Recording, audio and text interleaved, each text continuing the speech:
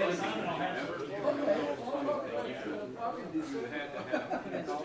just gotta clear those pants so I can be like you.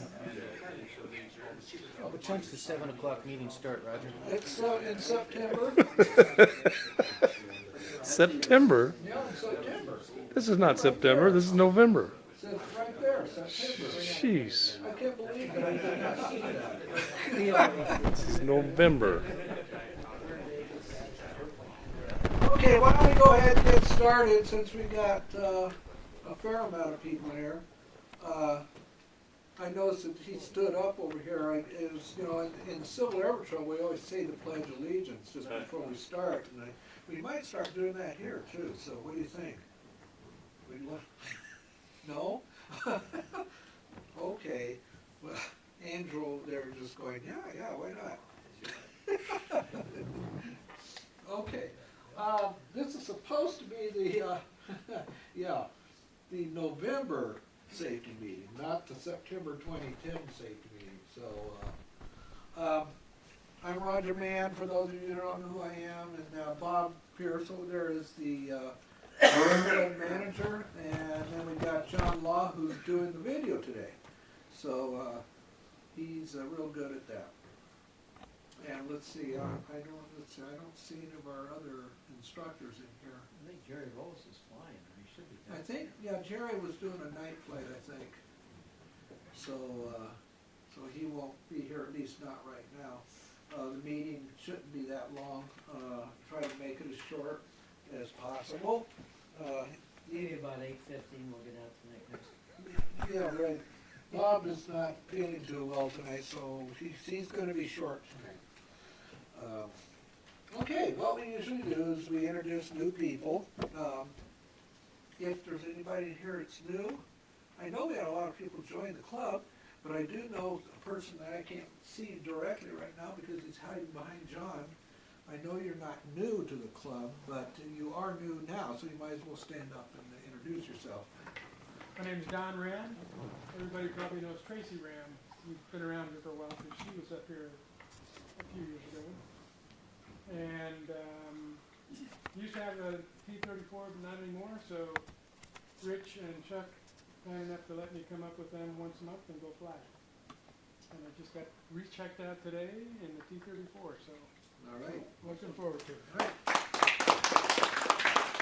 right. Thanks, Don. Okay, who else? Okay, I thought you hadn't been introduced yet. Yeah, I'm not necessarily new. My name is Nick Fadden. I'm back with the club after a short hiatus. I got my PPL this August, and looking to build some time with the club. All right. Thank you. All right, anybody else? Pretend like you're new. All right, who hasn't been here for the last 6 months? That's a lot of people.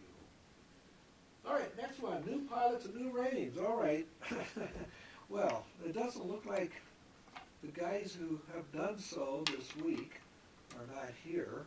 The one that usually shoots the camera, Jason Rurick, who's the camera guy normally, he got his commercial pilot's license this weekend. So I wish that he was here so that everybody could stand up and whoop and holler. But he probably will be here next meeting. No matter what, we'll still get him. I did send an email out to everybody on that, and I'm also going to try to get it into our Facebook. If I can get it in there, I just need to take his picture and do all that kind of stuff next to the airplane and stuff. And then we had one of our students do a solo flight this week, and Garrett was his instructor.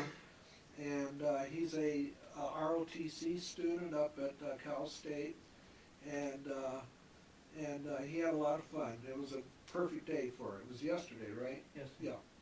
So, you know, whenever we get to see him, I'll make him stand up too, or say hi or whatever. He's going to make himself, he's going to be a good officer. He's really sharp, real aggressive, and 10.4 hours in solos. And he was under a scholarship through the Dedalian organization. We have one more, and we haven't seen him for a while, so I'm not sure if he'll continue or whether they're going to terminate him. But I'm gonna cut him off the middle of next month. Yeah, he's under a contract, he has to finish, and he goes to Cal Baptist, and he says, I got too much, on my plate, so not sure what's gonna happen.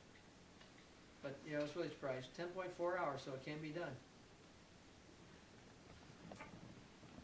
Okay, the next one is experiences.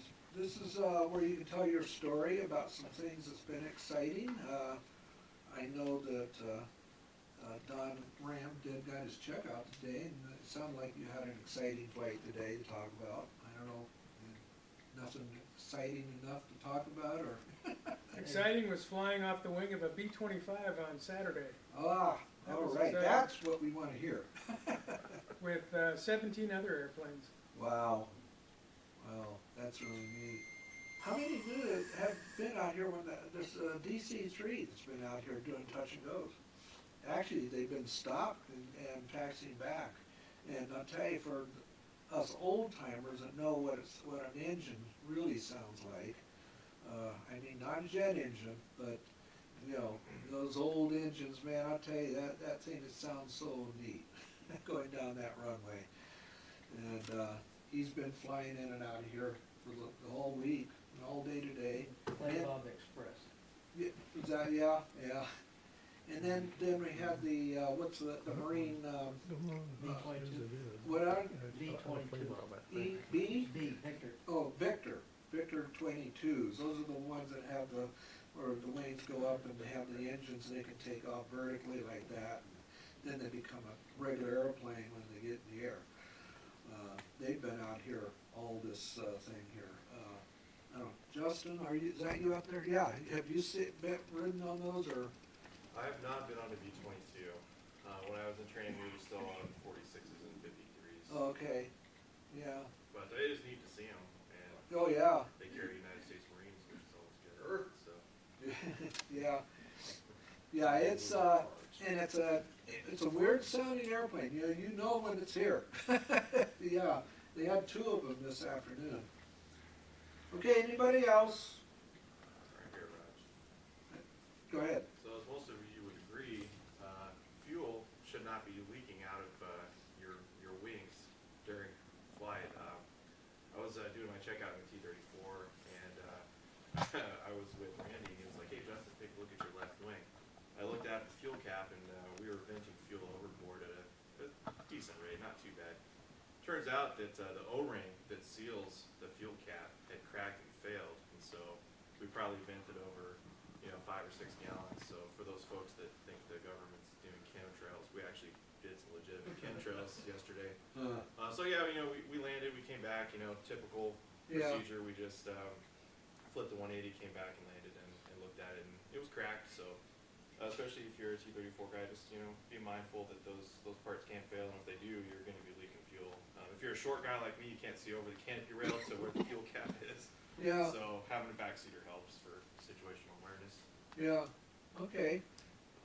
All right. Yeah. Thanks, Justin. Yeah. That's Speaking of contrails, I had a guy call today, wanted to know why the Air Force was leaving contrails at 35,000 feet.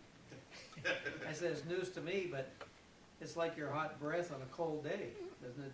You can see it, and I said, that's just what an engine's doing. When you have 57 degrees, minus 57 at altitude, and the engine's pumping out 2,000 degrees in temperature, you get these ice crystals. But he was really interested in why we were doing these things. If you take the cap off and look at the O-ring, could you see something like that? Yeah, actually, we were able to. You could just kind of dig your fingernail into it, pull it, and you could see it was cracked. So we just pulled it right off, and we had a few spares. Is that something to check on a pre-flight, or? I would say That's something you Yeah. should, also a thing you should do on every T-34 takeoff, whether you can see outside that rail or not, you should look over the rail, and that's the first check you do. You look at both of the fuel caps, and if you see something shiny behind the fuel cap, you're venting fuel. You don't always see the fuel, but Yeah. you see the back Yeah. side of the fuel cap is wet, and that's always a check you should do on every takeoff. I want to order some complete sets, because on the flip side, when you pull up the top, there's a small O-ring that covers that Exactly. piston also, so there's two big, Yeah, the there's big one, two O-rings. but you have to order them by the manufacturer's number, and that's what I'm gonna be doing. It's time for us to change all of those. Those very seldom go bad, but they can go bad. It's the one that, like what Bob's saying, it's when you lift up the cap and you turn it, there's an O-ring right on that shaft. But there's the one that normally goes is the one on the outside ring. We have a few of those in the hangar. Hi, Jerry, how are you? Are we ready for experiences? Yes, we are in experiences right now, so Jerry, let us know what just happened. I got stopped by the air police. I went from the gate to here and the AP stopped me. I rented a truck and I shut the headlights off and I thought I had to turn back on and I guess they weren't, so. Oh, really? But it took him 15 minutes, the security guy, to tell us that. We were sitting out there at the entrance. We enjoyed it though. Oh, well, yeah, you gotta have fun with that. And it always figures that, Gene, you'd be the one to get caught, that would do that, you I know? didn't think it needed lights. There was enough lights coming in. Gee, holy smoke. We had the brightest moon last night. Yeah. Close to Yeah, 2 oh, I know, I couldn't believe that, I saw that, yeah. Gang, someone kinda got to do something. Yeah, one of the things I was gonna bring up in this meeting was that, you know, even though we don't, you know, this is a flying safety meeting, just as the Civil Air Patrol, we also talk about is that you guys, you know, have to get out here by driving. And some of you guys, as Tyler will tell you, may have to take a long time before you get here. And, all I gotta say is that with this holiday season's coming up, be really, really, really careful out there about, you know, what you're doing with driving with your car. Because it doesn't do you a whole lot of good when you know, get in a car accident and then you're spending all your money on that instead of flying airplanes. And then you make me unhappy because now I'm not getting your money, and so, you know, then I have to figure out what's going on, so. I don't wanna have to visit you in the hospital because you got in a car accident. Okay, enough said on that. Okay, Aero Club manager, we're gonna have to talk to him. Like I say, he doesn't feel well, so he's gonna only be a few minutes. And we're gonna cover real quick, know your SOPs, and take off expectations is the name of the meeting tonight. Okay, Bob Pierce, Aero Club manager, you're up, if you can stand up. It's not my airplane, it's close. No, it's close though. It is close. it is a bonanza. Yeah, almost the same page. Oh, yes. It must be high-speed still. Well, interesting experience. I was required to go to Peterson Air Force Base, Colorado Springs, last month. Not my preference, but I was required to go. And they do a lot of things that are very similar to what we're doing. They do have 13 instructors and 10 airplanes, including a B-55. But he's got a closed concept because he does all the NORAD. They rent their B-55 for about 25 hours at a whack. He's got Fort Collins, he has the Academy, Peterson, and one other Army Reserve unit, plus in Pueblo he's got a school where they send out their some students to them to fly the B-55 for their commercial multi-engine. So he last year he made $100,000. I said that'd be great for this club here. We'd have some great airplanes, but I'm working on it right now. He had a hailstorm, all 6 airplanes that he had outside, $540,000 in damage, and he got emergency funding. So they're reskinning the fuselage, wings, flaps, new windows that are gone, everything else. 530 cars with hail damage. USAA was out there for weeks, and $1.4 million in window damage. So they really had a great hailstorm in August. I want to talk about write-ups a little bit. We're finding people who put more than one item in the discrepancy box on the tote board. It's one box, one item. If you just put down 5 items in there, how does the maintenance officer take and write off all 5 items when it's really designed for only one item itself? So David G is having his issues, and we need to help him out when we take and write up a particular item. If you don't have enough paper We do have some in a drawer, or ask us and we'll get you some new sheets to put in it. But don't try and write 5 items on in one little box. It does not work. There is those sheets over by those mailboxes over by where the simulator is. Those mailboxes there are some extra sheets in there. You know where the Microsoft computer program is in the computer, around the corner. FTP, the flight training program, we're having some individuals who don't quite understand how the flight training program works, how you sign in, how you read what's going on, how to input your safety meetings, because what you're doing is you're clicking it, and then it goes out that everybody has gotten the safety meeting. It doesn't work that way. So ask a question. Either I or basically Roger will take and help you and install that. You should be able to set that up so that when you click on, you're either going to do a brief or you're going to be an attendance item on that thing. But if it's attended, Roger puts it in. Sometimes I'll put it in. But be sure and check on that. We still need to take and look at aircraft cleaning to make sure that things are clean. We don't have oil dripping all over. Even on the T-41As, they need a little bit of help every once in a while. And we have the spray bottles out there. We are running out of pledge concentrate, but I think I'm down to my last quart left after 10 years. We're not sure where we're going to go thereafter because they don't make that product anymore. So we'll have to work on our cleanings. Dues.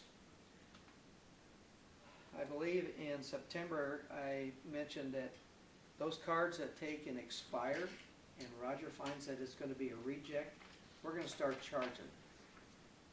We'll give you some leeway on the first go around, but when you get 11 cards that fail in regards to doing the dues, and if this is a recurring system, we're going to start charging you. So I'm just forewarning you. First one is 5, the next one is 10, and the next one after that is going to be 15 bucks, maybe 25. I haven't decided where I'm going to go yet, but it's going to be costly to you. We're spending labor. It's costing us labor time to take and have the research done so Roger can get your dues into the computer system when your card fails. So when you get a new card, think about the Aero Club first, and then think about your bill people that on the outside secondly. And that's all I have. Thank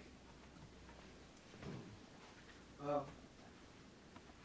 Yeah, during the, we were, well, there was a lot of errors in the accounting and finance up in headquarters because they did a whole entire changeover. Everybody up there are brand new people who've never worked in this system before or with us in the Aero Club. And lots of errors. And it doesn't help when we were $1,100 in the hole again for dues, for cards being rejected. And I can guarantee that 90% of them is because the card got either compromised or something like that happened in the beginning of a new card. The problem is that when I send an email out or try to call, primarily I do the email first. I get out of 10 people, I'll get 2 that will respond back with a new card. And it doesn't help at all. So, you know, we were $300 in the hole, big picture as far as the end of October. That shouldn't have been because we should have been in the plus.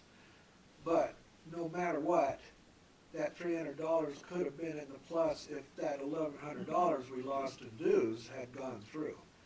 Now, the dues did run today, so I won't see the results of it until tomorrow morning.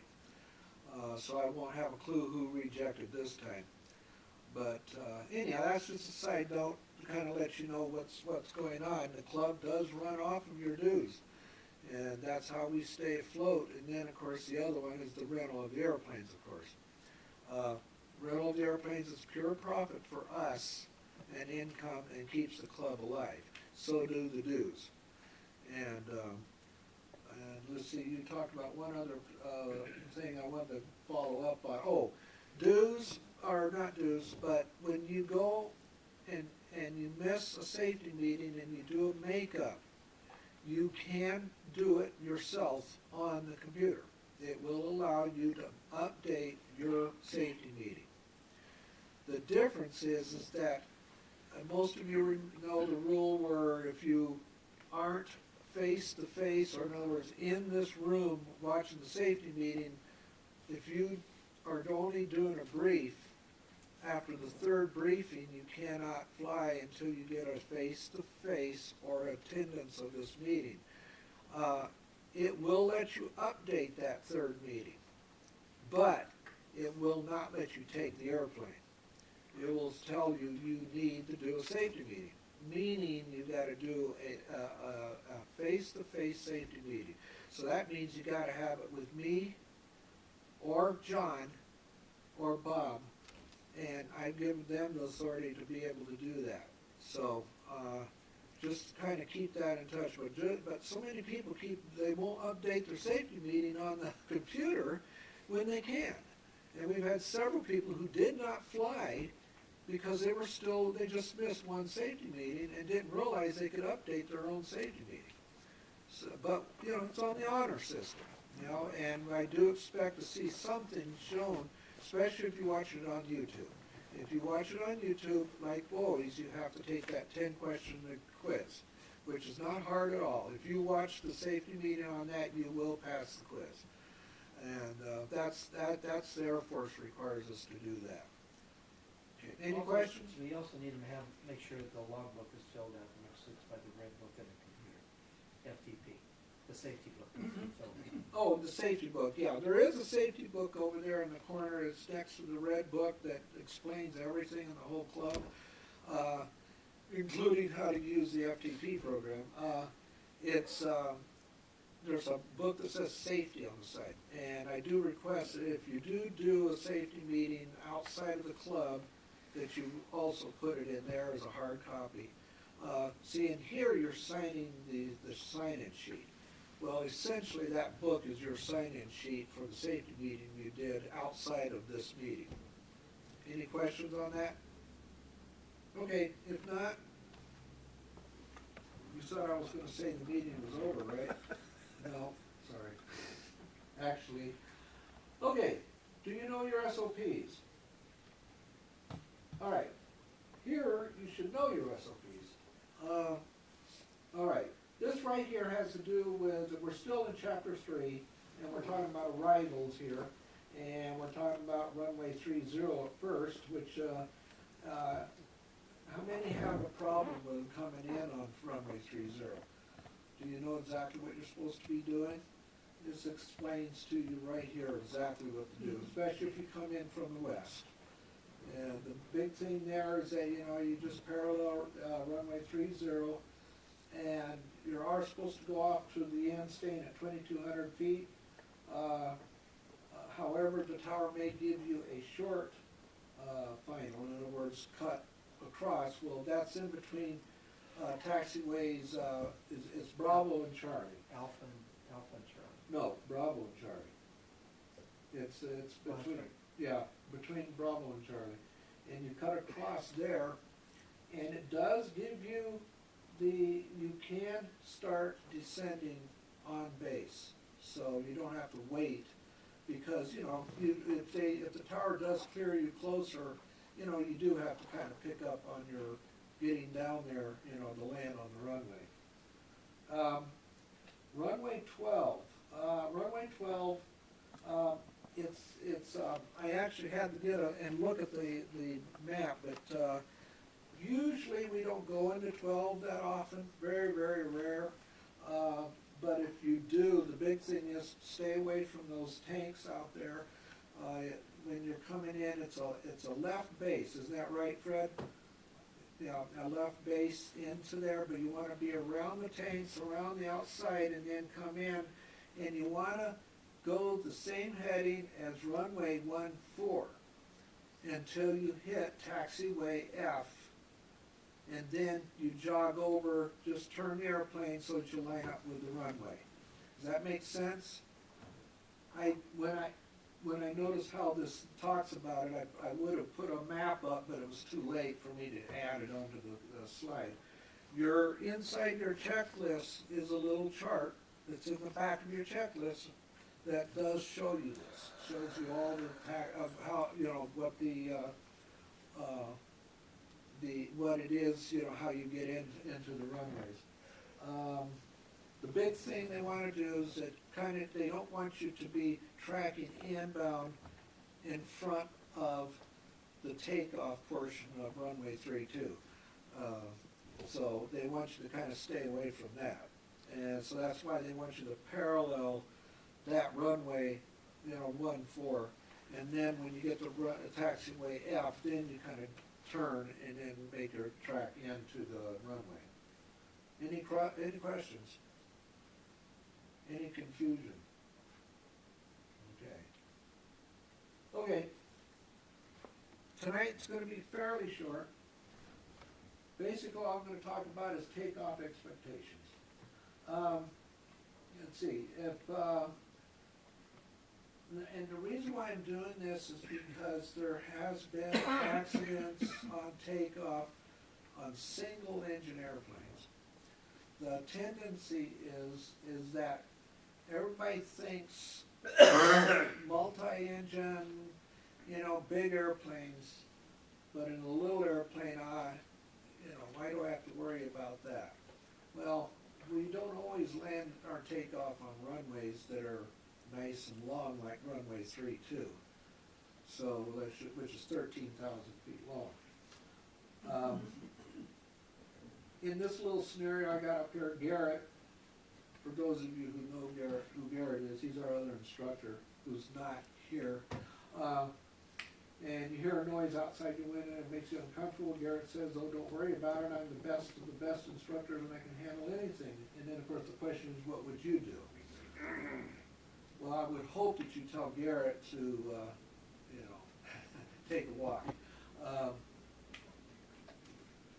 We are trained on landings a lot. And that's one of those things, you students know that, and even us old timers, we still do a lot of practicing in that area. But it's, we get really good at landing an airplane. And we get, we can squeak on the airplane and do a real good job and do all that kind of stuff. But taking off is one of those things. My old roommate in college used to say, he says, you guys have to all of a sudden change dimensions. In a car, you're just looking left and right and all that. Now, of course, in the freeway system, you'd have to be looking everywhere in the world. But still, in an airplane, you're transitioning from, flat on the ground, going down the runway, to all of a sudden now you got to start thinking all directions. And it's instantaneous. But one of the things that we do here is that we don't oftentimes think about the fact that we may have to stop on that runway before we get off the ground. We do a lot of thinking about what happens afterwards. We get up there and we think about, well, where am I going to land? There's the golf course off the end of the runway there at Riverside Airport. Things like that. But what about the fact that something happens while you're on the runway and you need to stop that airplane? In a large aircraft, it's critical. For those of us that have flown the larger airplanes, there's super critical. You got the critical engine failure speeds. You have, for you commercial people, you call them a little bit different, but it's, in the Air Forces, you got dose speed and all these different speeds you got to watch out for so you don't run off the end of the runway. But it takes, you have to act really, really, really quick. Let me just show you this little short clip, which I think is, and hopefully it'll play.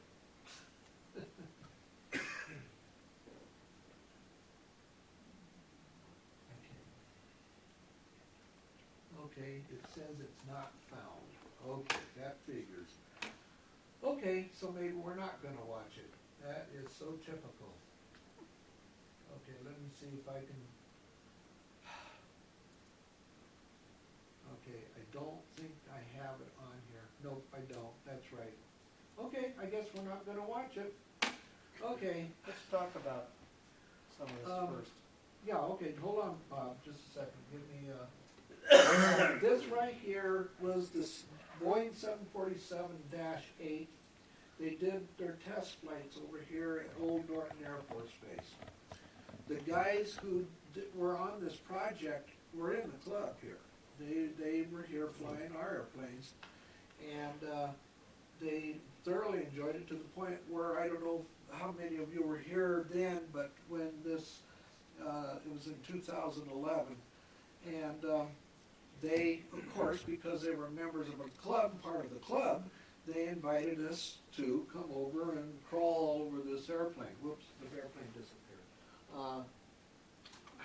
That's one of the pictures that's over there on the side wall, showing George Watson standing on the intake of the, Yeah, of the 747. because they were the guys who were on that project, they just told us, you know, it's your airplane, do it, you know, you can crawl all over it. Well, we quite literally did. I mean, I don't know, Tyler, you were there, weren't you? No. Okay, you didn't go? Okay, I don't remember who else was there, but the whole club showed up just about. And we were crawling all over this airplane. I mean, we were up in the wheel wells, we were up inside the airplane, all over the place. With George Watson was standing up here, got a good picture of him standing here in the engine. And, but what I was going to show you on this thing was that they did a rejected takeoff test on the thing.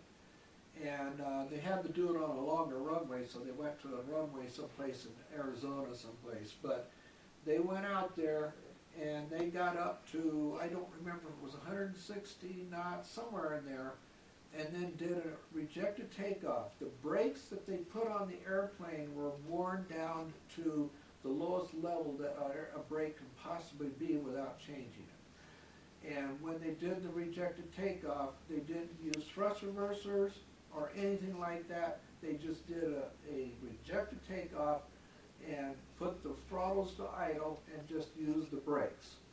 The plane actually stopped well short of what they calculated it supposedly is supposed to win.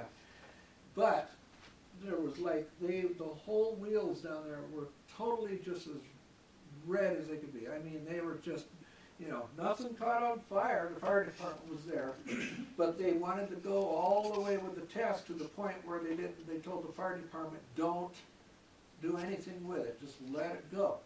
And because this could happen anywhere in the world. And of course, all the tires, there's a little plug in all large airplane tires. And that little plug reaches a certain temperature and it actually melts in there. And every single tire on the airplane, of course, deflated. But it was really, I mean, I can't believe that we can't see it. So it really is kind of neat because you're sitting there and you're up in different parts of the airplane, including cameras down on the bottom half of the airplane watching this thing. And it just, you know, when you're watching it, you're just kind of going, oh man, you know, just, especially for somebody, I'm sure like John and me, and, you know, I just cringe when I look at that, you know, because, of course, we did it a couple of times in the 141 too. I don't know about the C-130, but you guys, you know, you never did that kind of stuff, did you? So anyhow, that's what this video was. Okay, now, you say, That airplane, by the way, was tested at 800 to 1,000,000 pounds. oh yeah, 1 million pounds. They were Yeah. trying to see how much they could load into the aircraft and still make it legal for FAA regulations. Yeah, it's supposed to carry 1 million pounds. That is just mind-boggling. Gross. Okay, you might say, well, that's all fine and good. When I fly a Cessna or a Bonanza, I just, you know, why would I have to worry about any of that stuff? Well, actually, the story is here on this. This was the guy that was coming in. Now, this particular guy was coming in for a landing, but he came down the runway just a little bit too far. He landed right about the point where most airplanes rotate and leave the ground. He tried to stop the airplane and ran into a wall at the end of the runway. And NTSB, you know, came out there and the runway length was 3322, 3,322 feet. And they measured the skid marks. They started at 189 yards from the wall, and that changed to continuous skid marks for 117 yards from the wall. Now this guy here, when you're in an airplane that's trying to take off, you know, you're thinking accelerate, wanting to get moving. This is something that, you know, oftentimes you think about it and you try to sit there and go, you know, well, if my engine quits or whatever, you know, what am I going to do? But a lot of times we don't think through about what might happen while you're still on the runway.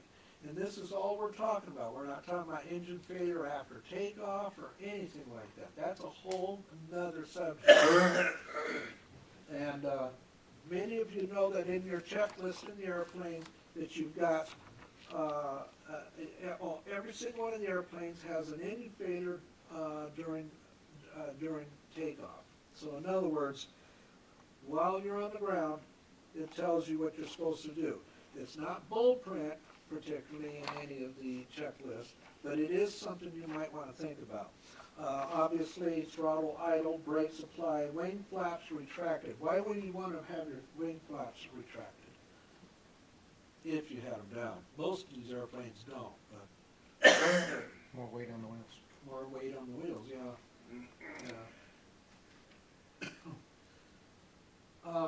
On this guy, it took 567 of skidding before he hit the wall. When you're taking off, you're accelerating. So you want to be thinking ahead of what's going on. What are we expecting? When we take off, we may think back to the engine failure against the altitude, but as I mentioned earlier, it's not always that isn't always the problem. There could be some other ones too, like don't assume. Multi-engines, of course, you have a go, no-go situation. In a little airplane, let's see, okay, we kind of pretty much went over that.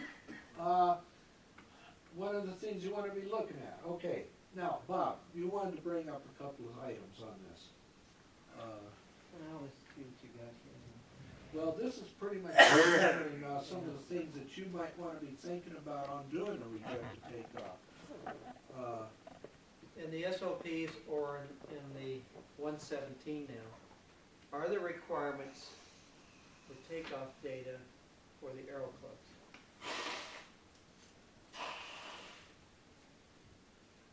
I don't hear any answers. Interesting point, isn't it? Interesting point, because it's a requirement. It's a requirement. Your takeoff distance is a requirement in every takeoff according to the SOPs and to the AFI. So let's take an assumption. What is the most dangerous part of flight? Is it in flight? Landing?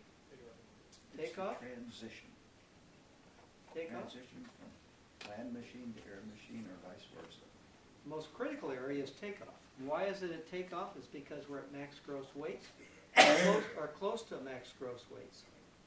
So if I'm looking at my Bonanza with tip tanks, I have to add automatically have to add at 11% by the STC for those tip tanks. In runway reduction or extension, if you want to look at that, because if it says I can get airborne 1,200 feet, add another 1,100 on that 11%. I'm up to about, I just say I'm 1,400 feet for takeoff. And that's at 36,000 pounds. So my gross weight now with tip tanks, I'm at 3,780. So now I have to extend this. We really look at this, and John can back me up here, the other, John, both of them probably. And that is, in the airlines we have a rejected airspeed. The rejected airspeed is that airspeed of which calculated runway speed allows you to take and lose an engine and continue to the takeoff mode, or lose an engine and get into the reduction mode of aborting the takeoff and still having enough runway left over. The brakes need additional cooling because just like this Roger was saying with that 747, they get awful bloody hot, extremely hot. So when I look at max gross weight when I come out of here, and I just have myself at about 3450 with max fuel on my airplane, I always ask for a runway 32 with a back taxi from Delta. And why am I doing that? Because runway 30, I'm just going to ballpark figures, 3,100 feet. I'm looking at T-34s that are max gross weight with people in the back of it, in the back seat. We have 3,100 feet. And I look at where we are in reduction to, in relation to the horsepower, which is not idealistic, 225. 5.7 probably is around pretty close to 260 since it's fairly new. The two T-41Cs are probably pretty close at 140, we'll say. I should say the A models at 140. So you got to look at where you're going to go, and then how fast are you going to accelerate? I see liftoffs, and I swear to God, you're 2,500 feet down the runway on a liftoff in a T-34. Where's your stop distance? Where are you going to be? You're going to be off the runway in the field down in almost to where the aero club's going to be. You need to start figuring those things out. It is real critical. One of my things, I do not take any gambles on. I do not gamble anymore. I'm too old to do that. You know, you guys that are young, you say, oh yeah.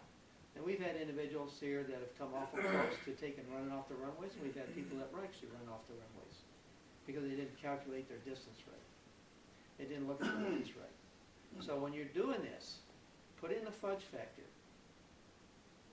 An individual who's been flying airplanes, mountain flying for 20 years in civil air patrol, CFI, he always adds 20% to his takeoff data for his runway calculations. He says that keeps me pretty safe. How many people like to do that here and say you're going to be pretty safe? So consider it. We do not have the data in any of these aircraft that's going to give you an accelerated distance to an accelerated stop distance. It's only going to give you the landing runway requirement that that airplane, under being a new airplane, is going to meet. And when you put in your time, your altitude, your density altitude, and your temperatures and what have you, it's going to say, oh, you're going to need 1,200 feet for takeoff. Add 20% of that. Add 20%. You're probably going to be pretty close to 16 or more. Horsepower is not being produced. And the horsepower rating is only at the zero altitude, which is at sea level. So even though we have overhauled engines, and you put them on a dyno and they say that, oh yes, they're doing well, I don't trust them. You know, you don't have multi-engines anymore. You only got one engine out there. So if you're on runway 30 and you have an engine failure, where are you going to go? Anybody have an answer? Fred has an answer. You think you can sidestep over to 3.2 and get on? If your altitude is too high, you probably could. You probably can just do a sidestep and get on there and still land and get to the end of the runway without damaging the aircraft. Otherwise, you're going to be sitting down there looking at F-16s in the dirt. So when you take off on runway 30, always keep in your mind where you're going to put that airplane if the damn engine fails. I already looking at Redlands. I'm not going to put my airplane in the rocks where they got a 6-foot boulder. I'm not going to walk away from it. I'm going to look at the road. I'm going to look at the open fields that I have on my left on the south side of the field. So I'm always thinking, where am I going to put this airplane? What if something happens to here? Where am I going to put it? Am I going to push the nose over and get it on the ground and just come to an abrupt stop and let the thing skid with gear up? Probably. I saw a beautiful F-33. The guy did it with 300 hours in a brand new engine and quit on his takeoff, and he put it down on the ground. Unfortunately, they put a rope around the propeller to lift it up to get the gear down, and they crinkled the fuselage and the firewall, ruined the airplane. And they put masking tape and everything else on it, and they ferried it out of there. Some guy bought it, hauled it back to Oklahoma to rebuild it. The thing was pristine. So all I want you to do is think about some of these things. If you ever fly with Fred, he's going to give you an engine out on takeoff. I hope our instructors will take and think about the same thing. Most dangerous part of the time of flying is on takeoff. It's not on landing. A lot of accidents in landing. Boy, you're at high gross weights, you got people on board, and that engine isn't guaranteed to run. You just hope that the guy in front of you didn't over abuse it like we did on 5.6, which cost us a crankcase and a crankshaft because it was overheated. So, enough thoughts for the day. Okay, just some of the things to look out for on takeoff. The engine hesitates for one brief instant during takeoff. Rose you pass 40 knots, but resumes full power. You kind of go, okay, and just continue on, and then all of a sudden the engine quits at 400 feet. That's just something that you might want to be looking at. You sense a vibration during takeoff roll. You also hear a faint squealing or whistling noise. Something tells you to abort the takeoff, but again, maybe you just might imagine it. I took off down the runway in 1-5 Foxtrot. Now, for me, there was no way of knowing that there was anything wrong until I rotated, and as soon as the plane lifted the ground, my airspeed indicator went to 0. And it turned out to be, it was a B. A B had gone right up into the tube. Now that happened right at rotate. Obviously, if I had seen that the airspeed did not build up like it was supposed to, that's one of the things you look at on a large airplane. You have the pilot, co-pilot comparing airspeed indicators. Of course, I know maybe they don't do that anymore in glass cockpits. They do it. Yeah, okay, good. You notice problems with directional control during the start of takeoff. You know, there's a reason why you do a flight control check. Many airplanes, I probably should have put that in here, that one airplane that took off, and it just kept going until you just went on over and crashed. And it turned out to be that they did, a gust lock was still in the elevator. So, you know, what a surprise for the pilots after they got off the ground. That was not the time to find out, too. Incursion, somebody pulls out in front of you. Of course, everybody's aware of that because we're pounded in our heads at runway incursions. Remember, especially on non-towered airports, though. We go into a lot of non-towered airports. And if you go to airports that are completely unreasonable, like French Valley, then really watch yourself. There's some people there that do some things I can tell you. There's stories after story after story of these arrogant pilots who seem to think because they have their airplane there that they can do anything they want to do. Believe me, it can get pretty bad. So when you're taking off down that runway, just make sure that you are in the clear all the way around.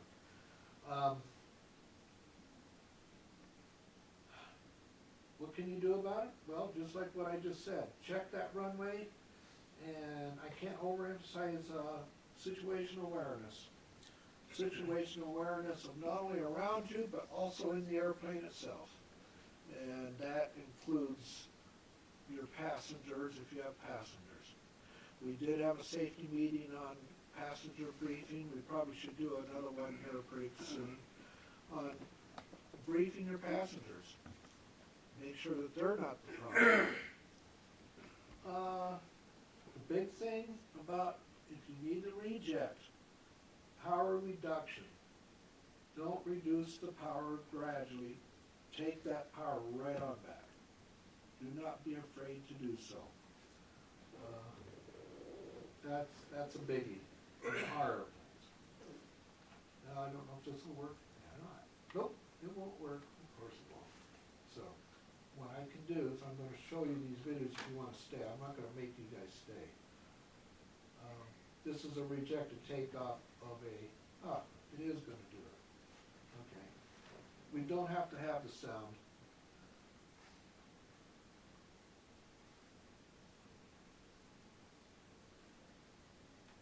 Okay, something stopped.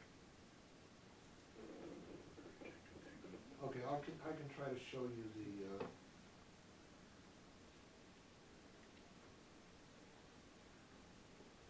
guy that was, okay, there we go. Wow, okay, that is really messed up. All right.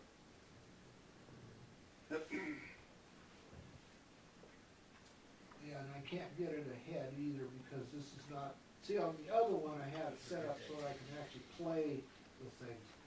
Okay, braking aerodynamic control. As you watch this guy going down the runway, you can see where he was having a struggle keeping the airplane straight, basically. And I think a lot of that was the fact is that he had his,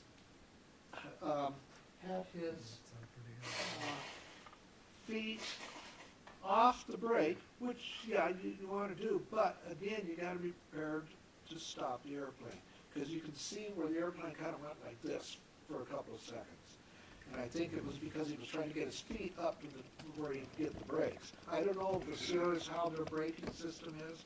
I know that in the Cessna, you got to do that. So if you don't know, so that again, be prepared to get your feet on those brakes. But then you don't want to be riding the brakes either, so you got to be really careful about that too.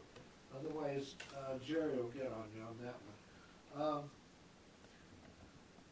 Let's see, return inside, apply the brakes, do not skid. Oh yeah, I saw a guy just skidding down the runway one time. This was about 15 years ago now. We landed at Catalina and he skid the tires. Maybe I can tell Fred that now, but he's, and Sherry was the instructor, so, and it wasn't me. And anyhow, bring the flaps up if they're down. For the most part, we don't take off with flaps. However, if you were to do something like a soft field landing or something like that, and forget to put the flaps up, use back pressure just enough to weight on the main wheels and then keep directional control. Just like this guy that was in the Cirrus. Okay. Any questions? Any concerns? Okay. Next meeting is slated for 20 December. We need to talk about Christmas party. Right, and I say 20 December, and I just want to talk about, we can talk about it through emails or whatever. We might, I know this is still the week prior to Christmas, so this isn't too bad. We have had the safety meeting be right on the same week as Christmas, and that's, so we have changed the meeting. But anyhow, we'll talk about that, and I'll send emails out and see what we can do about that. Okay, Bob, yeah, you wanted to... Are we interested in a Christmas dinner again like we had in the last few years? And, a lot of people seem to, we've had a good time up at Pinnacle Peaks, but are there any other areas that someone would like to try and be a little bit different? Do we have a forum? Should we ask that on email? Well, we'll pick a date and then we'll take that and then we'll go back out with an email asking people. Do that. So the dates right now, Saturday or Sunday. I think last time we did it on a Sunday. Nobody knows Saturday or Sunday? Saturday. Do Saturday evening? Okay, so we got the 3rd, the 10th, and the 17th. Those are the three Saturdays that were available. So, want to do it early and get it over with? On the 3rd, if we can get reservations somewhere? Yeah. How many people on the 3rd? How about the 10th? 50-50. Go to the 3rd again? It's kind of 50-50. How about the 17th, week before Christmas? It's always been. Let's see back there. You want to raise 2 hands? All the helpers in the back. Okay, we'll go with an email. Pinnacle Peak or somewhere else? You want to do it in Moreno Valley? You want to do it in San Bernardino? We got some drivers that have to drive. We don't, I mean, we bring presents, we bring things to hand out to people. Yeah, yeah, but is Santa gonna be there? Huh? Yeah, but is Santa gonna be there? Well, we can always invite him. I know, I'm sure he's busy. Wear a beard. Yeah. Okay, we'll go out with an email and we'll look for the 3rd and the 10th for the Christmas party on Saturday, and then we'll throw out a Sunday just in case, and we'll do that. Okay, I'd like to bring up Brian here. Brian's in charge of ATC, and he probably has some things to talk about what's changing on January the 1st in regards to the LA area for traffic and I'll give you just a quick brief about it, thank you. I'm not in charge of ATC, I'm just a controller. Thank you. I don't know if some of you heard about the SoCal Metroplex changeover. What they're basically doing, and they have a website, I'll send it out to Roger and Bob so they can give it to you if you'd like to. I did some reading. A lot of it, it's an FAA website, it's really dry, but if you kind of look around and hopscotch from links, you can kind of get some good information. They implemented phase 1 the 10th of November. Basically that involves San Diego. What we're doing is we're changing from basically 4 wake turbulence classes to, I think, 7, if I'm not wrong on that. We haven't implemented it yet, obviously, so I'm not up to speed on it completely. They're implementing it, and the way it works, basically, if you're doing it at Lindbergh, it actually kind of works. It's saving money and fuel and time, and it's also allowing us with certain aircraft classes to get a little less separation than we normally have. And it seems to be working. They've been trying it down there, and it's working good. So they're going to continue to implement it. I think January something is, or March, excuse me, is the next benchmark when they implement it. Real good website. Like I said, I'll send it along to Roger and Bob and let them look at it. As far as March air traffic control, seems pretty good. We haven't had any input as to any issues with the pilots. Hopefully everything's good on your side as well. But as always, if you have any issues, comments, concerns, myself, of course, Roger and Bob know, and then Mr. Morimoto's here.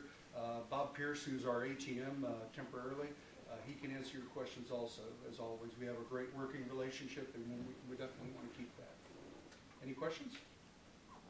Okay, if you're interested in the website, like I said, I'll send it to them. And it's a good link. It's good reading, but like I said, it's kind of boring, a little dry. But if you hit the additional links they have links to LAX, to Lindbergh and such, you can kind of get an idea of what they're doing and how they're doing the fuel savings. And it's actually going to be really good, I think. So, thank you. if I'm not mistaken, one of the areas that maybe changes the corridors that we've been using to get to Van Nuys through the LA corridor, and if I'm also not mistaken, the top of LAX, which stops now at 10,000, will be extended to 18, I think. Yeah. So they are making a lot of rule changes, a lot of altitude changes in the LA basin, and that's why they're looking also at the ADSB system, which we're trying to get some contracts going for us. Guys, I just want to tell you guys, and you can turn off the video camera because the action safety meeting's over.